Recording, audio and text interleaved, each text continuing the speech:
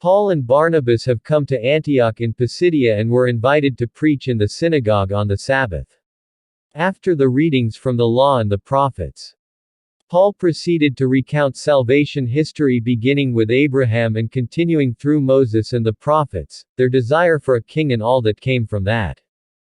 He then told them about Jesus and how he fulfilled the prophecies concerning the Messiah. The Gentiles within the community heard about his preaching and invited him to preach for them. The following Sabbath so many people showed up to listen to Paul, the usual things happened. Needless to say, the Jewish leaders became jealous of Paul and gathered enough people with them to drive Paul and Barnabas out of town. Paul and Barnabas did as Jesus had told the 72 that he had sent out to prepare the people for Jesus' message, and shook the dust from their feet and moved on.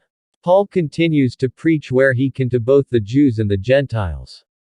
After a while, it seems that so many would come to believe that the leaders of the Jews and sometimes the Gentiles would get jealous and afraid of losing their power that they would begin to persecute them and Paul and Barnabas would have to move on. I am amazed at their zeal. God seems to use even their persecution to move the faith further and further into the known world. Do you ever wonder what would have happened if the good news had been readily accepted by the Jewish people in Jerusalem and they were never persecuted?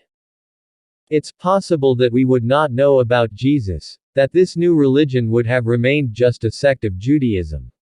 But God uses everything to bring about good. The disciples were forced to move out of Jerusalem and were scattered in every direction. Yes, Paul was given the ministry to the Gentiles. But the other disciples also dispersed, with some going further south into Africa. Peter, Paul and John traveled to Europe. The message was the same. Jesus was the fulfillment of the promise to send a Messiah and brought salvation to all.